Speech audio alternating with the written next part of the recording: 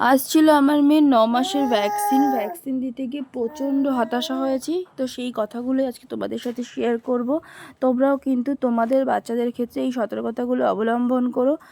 আমার মেয়ের 1.5 মাস, 2.5 মাস আর 3.5 মাস এই কটা ভ্যাকসিন কিন্তু আমি গোবরডাঙ্গা পৌরসভা থেকেই দেওয়া করিয়েছি, গোবরডাঙ্গা হেলথ সেন্টার থেকে। তো যেহেতু আমি এবার 9 মাসে পড়েছে আমার মেয়ে, 9 মাসের ভ্যাকসিন আমি যেহেতু মধ্যমগ্রামে রয়েছি, তো আমি এখান থেকেই দেওয়া করিয়েছি। যে আবার যাব আবার আসবো, যখন এখানে আছি এখান থেকেই করি। কেননা ওই কার্ডে তোমরা সব জায়গা থেকেই ভ্যাকসিন করাতে পারো, যে কোনো হেলথ সেন্টার থেকে তুমি যেখানে থাকবে সেখান থেকেই কিন্তু করাতে পারো। তো যথারীতি আমি, ভাই আর আমার মেয়ে তো পৌঁছে গেছিলাম, তো বেরিয়েও পড়েছি। দেখো তো এতটাই খারাপ, প্রথমত যখনই ভ্যাকসিনের দিন আসে আমার মনটা প্রচণ্ড খারাপ থাকে। তার কারণ এইটুকু বাচ্চাকে ইঞ্জেকশন এতগুলো ফোটানো হবে, সেটা ভীষণই কষ্টদায়ক, ঠিক আছে। কিন্তু সন্তানের ভালোর জন্য প্রত্যেকটা বাবা মাকে কিন্তু এটা সহ্য করতে হয়। এই কষ্টটা সহ্য করতে হবে শুধুমাত্র সন্তানের ভালোর জন্য, আর কিছুই না। তো এমনিতেই মন মেজাজ পড়ছে, নাও তুমি এটা নিয়ে খেলো, ততক্ষণ আমি ভয়েসটা দিয়ে নিই। তো দেখো আমরা বেরিয়েও গেছি। তো বেরিয়ে গিয়ে যখন হেলথ সেন্টারে ঢুকলাম, প্রথমত ওরা কোনো ভিডিও করতে দেয়নি। আমি যেটুকু করতে পেরেছি সেটাই তোমাদের সাথে শেয়ার করব। আর প্রায় পৌঁছে গেছি। দেখো তোমরা খুব ভালো মনোযোগ সহকারে দেখতে পাবে এই কবার ভ্যাকসিন দিয়েছি আমি, এরকম কিন্তু কখনো ফেস করিনি। আর তার থেকেও বড় কথা তোমাদেরকে আমি পরে ছবিটা দেখাবো, যে কার্ডের যে ছবিটা। প্রথমত এদের এখানে কোনো ওয়েট মেশিন নেই, আমার বাচ্চার কোনো ওয়েট এখানে মাপা হয়নি। আচ্ছা, দ্বিতীয়ত কোনো হাইট মাপা হয়নি, যে 9 মাসে এসে আমার বাচ্চার কতটা গ্রো করলো, কতটা হাইট বাড়লো, কতটা ওয়েট বাড়লো, সেসবে কিন্তু কিছু করা হয়নি।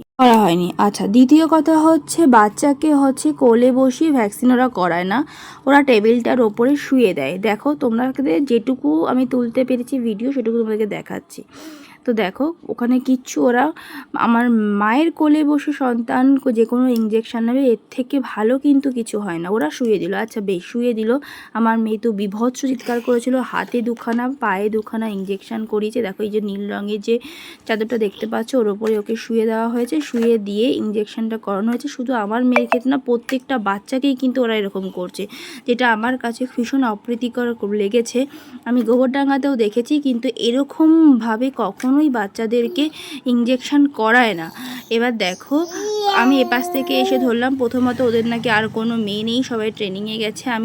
আমি ধরেছিলাম বলে আমার মেয়ে তাও ইঞ্জেকশনটাকে আমি দিতে পেরেছিলাম। এর আগেও আমার মেয়ে বাইরে থেকে 3টে ভ্যাকসিন নিয়েছে ডক্টরের কাছ থেকে, যেটা প্রাইভেটে নিয়েছে, সেক্ষেত্রেও কিন্তু আমার মেয়ে এরকম কষ্ট পায়নি আজকে যে কষ্টটা পেয়েছে। তো তোমরাও তোমাদের ক্ষেত্রে এটা সতর্ক হয়ে যাও, বাচ্চাদের ক্ষেত্রে যে ভীষণ বাজেভাবে এরা ভ্যাকসিনেশন করাচ্ছে। তো বাইরে প্রচণ্ড রোদ, আর আমার মেয়ের জন্য ভীষণ কষ্ট হচ্ছে। আমি তাদের করে বাড়ি চলে এসেছি। আর তোমাদের কার্ডটা দেখাচ্ছি, দেখো কার্ডের মধ্যে ওরা ওয়েটও লেখেনি, কোনো হাইটও লেখেনি। ইভেন তোমরা দেখতে পাবে যে আগের 3টে যে আমার মেয়ে ভ্যাকসিন নিয়েছে, 1.5 মাস, 2.5 মাস, 3.5 মাসের, প্রত্যেকটা দেখো কত সুন্দর করে কতটা ওয়েট গ্রো করেছে, সম্পূর্ণটা রয়েছে। কিন্তু ভীষণ বাজে আমি এই মধ্যমগ্রামে এসে ভীষণ বাজে পেলাম, ভীষণ মন খারাপ হয়ে গেল, আর কিছু না।